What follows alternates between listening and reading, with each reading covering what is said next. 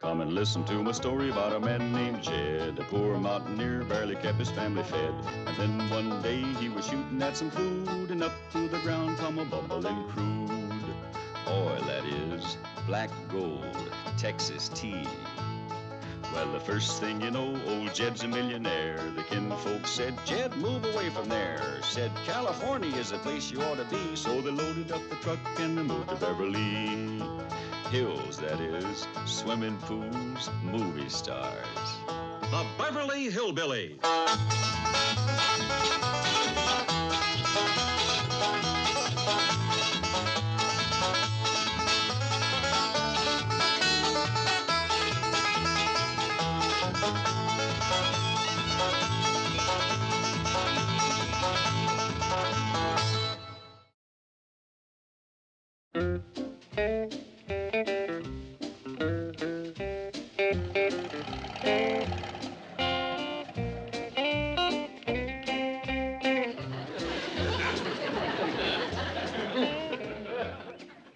Rusty, I'm sorry you didn't get to do no mousing for no movie stores.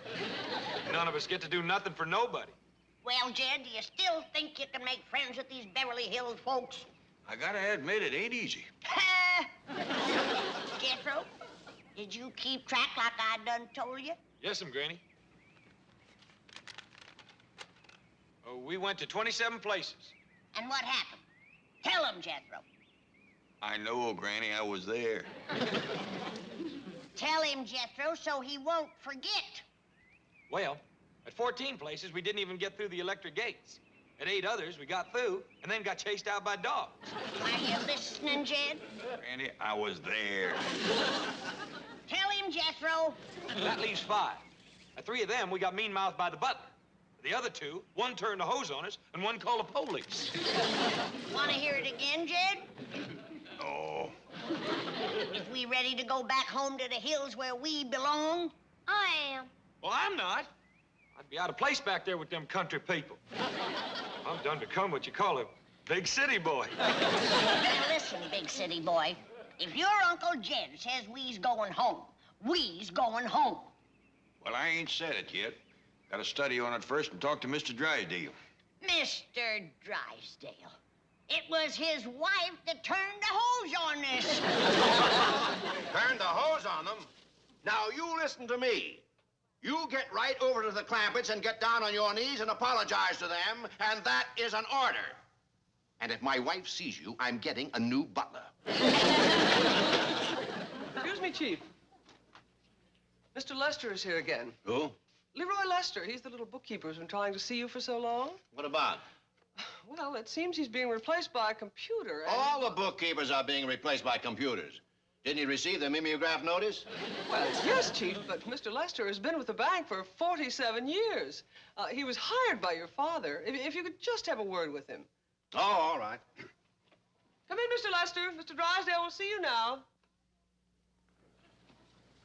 Oh, I can come back if Mr. Drysdale... No, it's all right. Come in. But I don't want to be a father. Well. So you're Lester Leroy. Chief, it's Leroy Lester. Oh, that's all right, whatever Mr. Drysdale says. What's on your mind, Lester?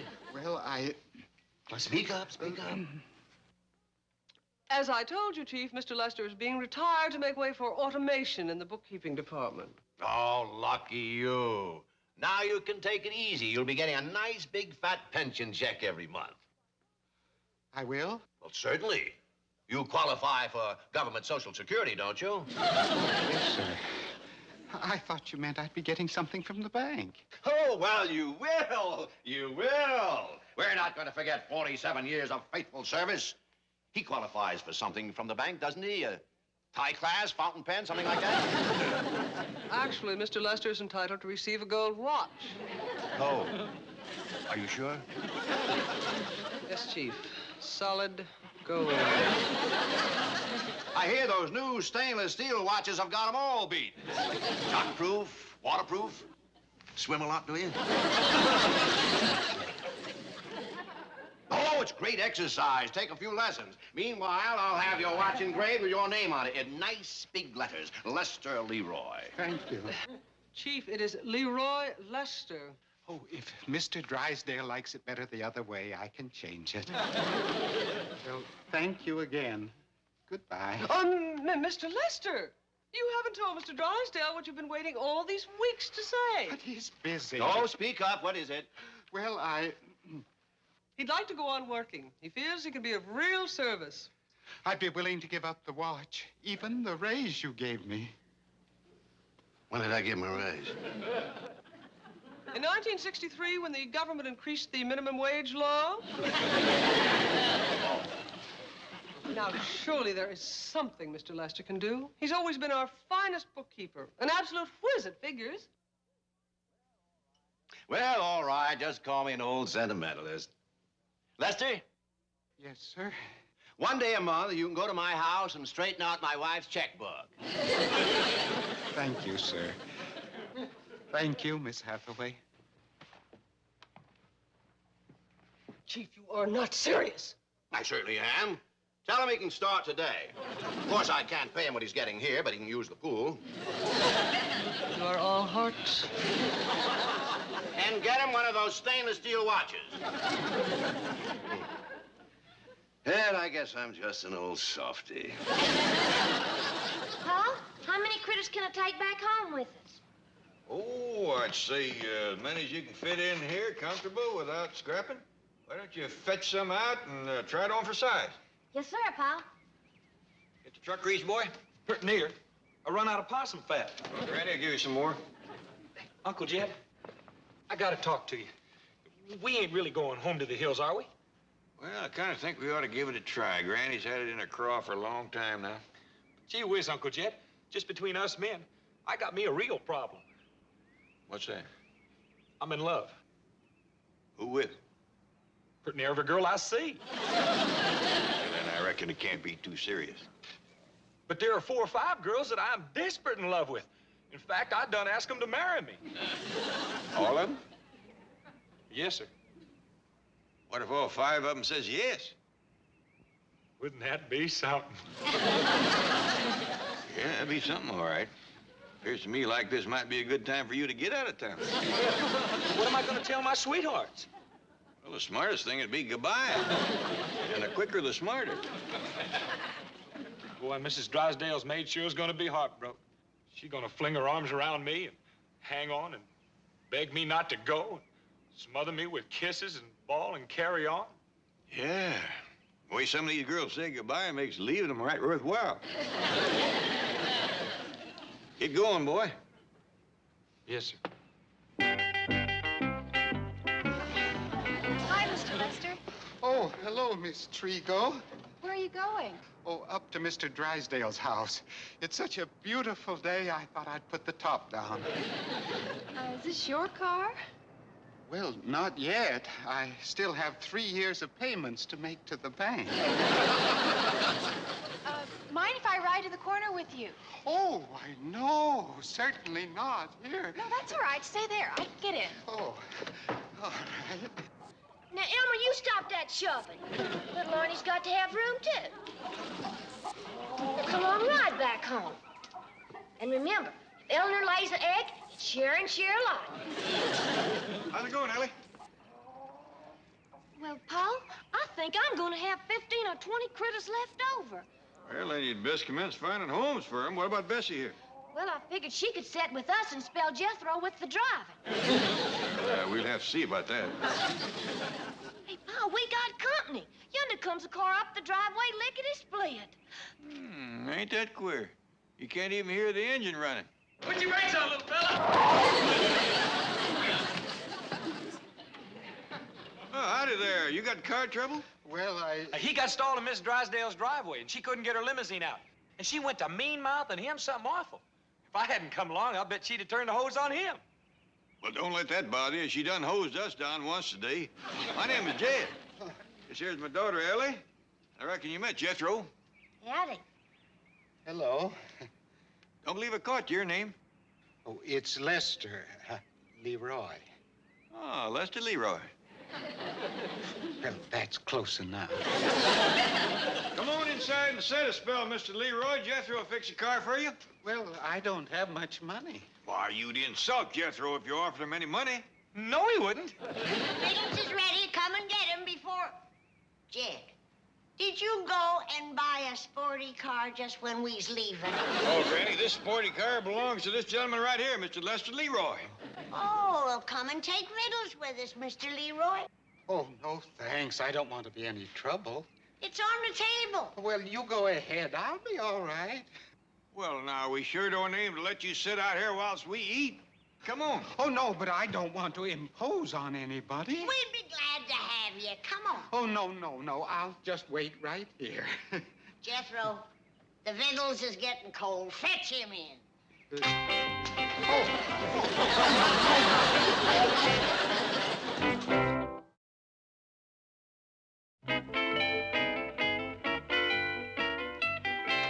You rang, Chief? I sure did.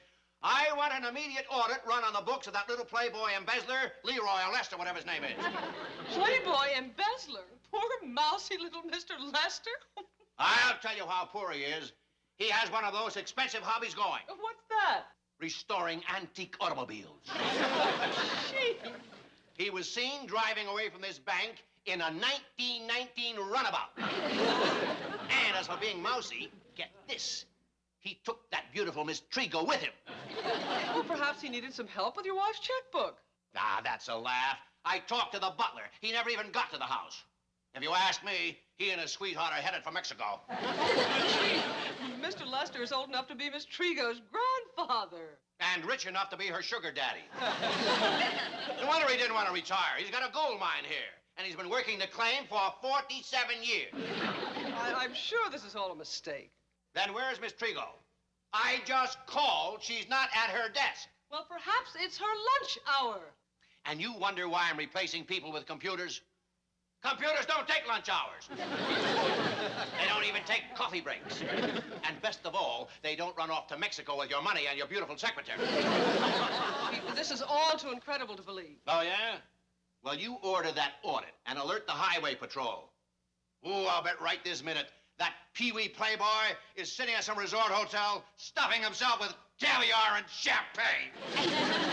Have some more grits and jowls, Mr. Leroy. Oh, thank you. I've already had one helping. Have another. Well, it is awfully good. I don't know when I've had so much delicious food. Why, you ain't hardly had enough to feed a baby bird. Don't you eat this good at home, Mr. Leroy? Ellie, that ain't no kind of question to ask. I reckon ain't many people eat this good. Let me give you some more of these pickled crawdads. Well, just a few. I'm not used to so much rich food, you see. I usually have just a half a can of beans for lunch. What do you have for supper? The other half. That ain't eating. Well, you see, my landlady won't allow me to cook in my room. Why don't you move out? I don't think she'd let me.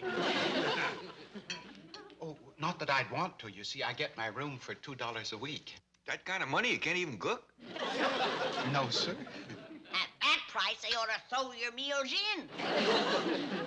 I'd move if I was you. Well, now that I'm not working, I guess I will have to find some place less expensive. Speaking of working, I best get busy on Mr. Leroy's car. Can I please be excused? Sure, boy. Please don't bother. Oh, I don't mind. Ellie can help me. Come on, Ellie. She can lift the car while I crawl under. Give me, please. Now, hold on. That kind of work ain't for girls. Jethro, you lift and let Ellie crawl under. There's no question about it. He's headed for the border with my money and Miss Trigo. What?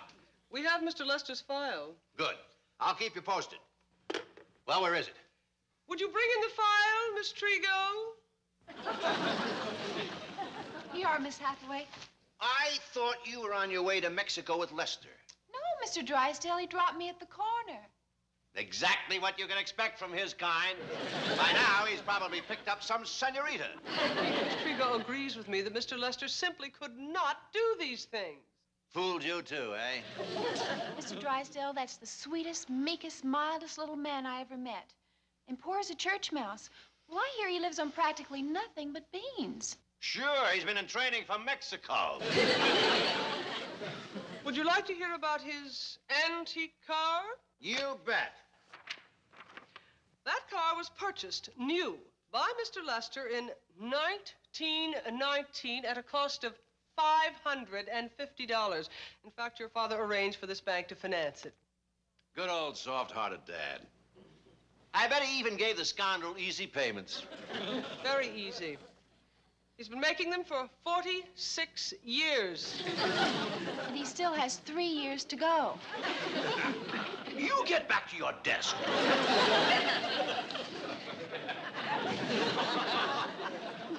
Listen, I'm getting tired of holding this thing up.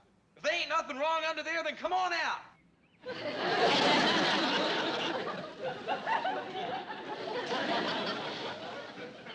Ellie Mae, that monkey don't know nothing about fixing cars. Quieting down, Jethro. Bessie was just handing me the tube. What'd you find wrong? Nothing. Trouble must be in that thing up front. That's the engine, you dumb girl. You better watch out who you calling dumb. I'm smart. You're about as smart as that monkey. Well, that's better. How you doing, young'uns? Got the car fixed? Well, not yet, Pa. You know, I'm about of a notion that little feller needs fixing more than his car. What you mean? Well, turns out that we had his name backwards and he didn't have the gumption to tell us.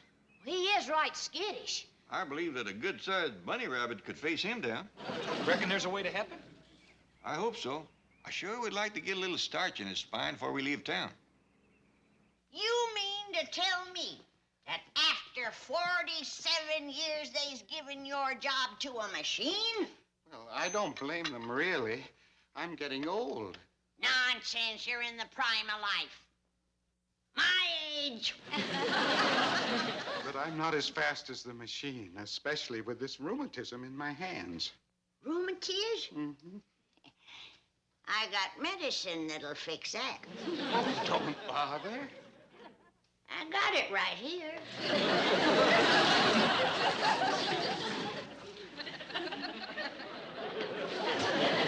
What's that for?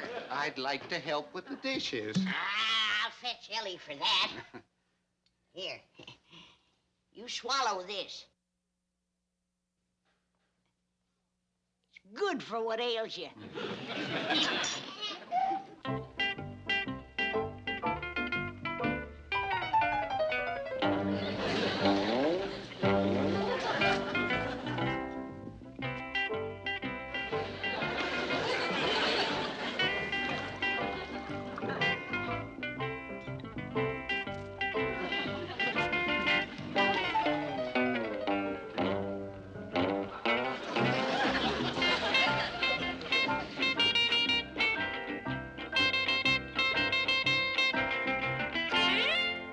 Chief, Mr. Lester's calling you. They caught him, eh?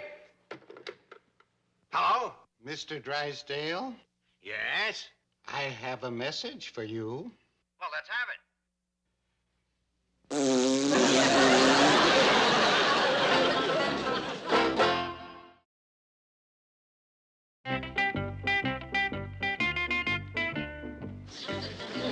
One tablespoonful of rheumatism medicine done that? Word of honor, that's all I give him. This is the first time I've seen the little fellow look happy. He's grinning like a baked possum. Well, let's get busy and load up the truck. We got a long trip ahead of us. Well, what we gonna do about Mr. Lester? Yeah, suppose he's still sleeping when we's ready to start out. Well, just lay him out front on the grass. On the grass with rheumatiz? I'll leave a jug alongside of him. For a week or so, he won't care where he is.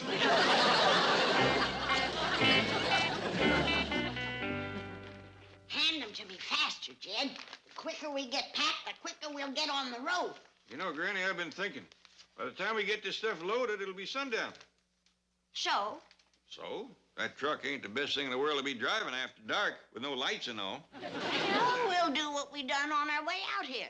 Have Ellie run ahead of the truck waving a lantern. Yeah, but the trouble with that was we couldn't keep up with her. Well, then have Ellie run slower or Jethro drive faster.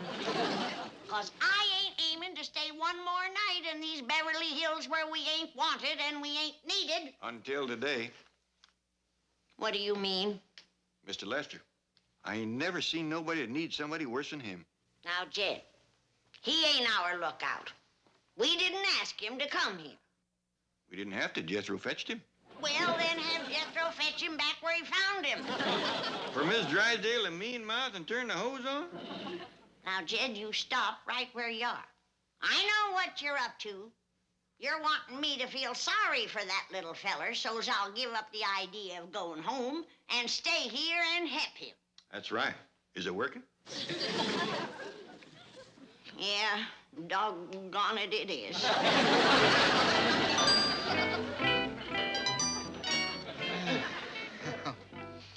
Oh, my goodness. Where am I? What happened? Well, you fell asleep. Those dogs. Well, don't be scared. They's your friend. My friends. Well, show 'em, fellas. They actually seem to like me. Of course they do. That's 'cause you're a nice man. Dogs can tell. Oh, my goodness. Would you like to have one? Oh, thank you, but my landlady wouldn't let me. She'd chase it away. She wouldn't chase you away, would she, Harold? He's vicious, isn't he? Oh, shucks, no. Shake hands with Mr. Lester. Oh, you're awake, Mr. Lester. How you feeling? Rheumatis gone? Oh, yes, I feel wonderful. Ellie, get your critters out of the parlor. Well, Hiram ain't mine no more. He belongs to Mr. Lester now. Oh, no, really, my landlady won't allow me to have a dog. I will, too. What? What Granny means is that she'd like to be your landlady for a spell. Me? Stay here? Be mighty proud to have you. Oh, you would, really? Yeah, say you'll stay, please, Mr. Lester. Oh, but I couldn't. Yes, I'll stay. I'd like very much to stay. Here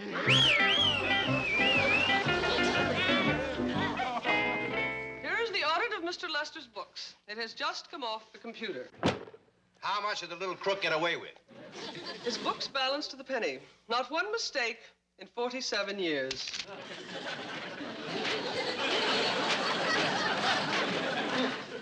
I don't believe it. Feed it all through the computer again. I'm afraid that's impossible. As it printed its last digit, it blew up. I told Mr. Lester it was overworked. The computer people say it will take several weeks to repair. You mean I have no bookkeeping department? That's about the size of it. Well, we've got to locate Lester. He's the only one that can handle the workload. It so happens he's waiting to see you now. Oh, bring him in, bring him in. Come in, Mr. Lester. My favorite bookkeeper, Lester Leroy. Mr. Drysdale, my name is Leroy Lester. Of course. Now get down to your desk and get to work. But I don't... Now, I'm willing to forget everything that happened.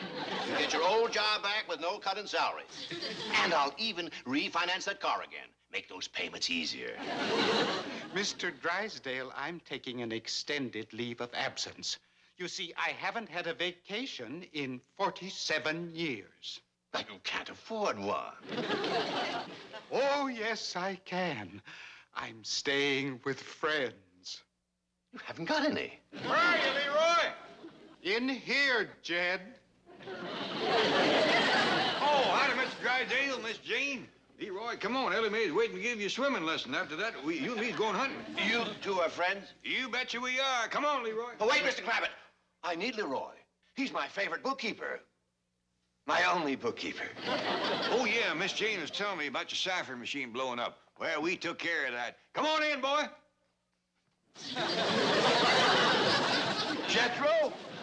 Boy, show Mr. Drysdale how you can cipher. 2 and 2 is 4. 4 and 4 is 8. 8 and 8 is 16. Yeah, thank you. There, you see? Come on, Leroy. 16 and 16 is 16 and 16 is 6 and 6 is 12. Down to 2 and there the 1.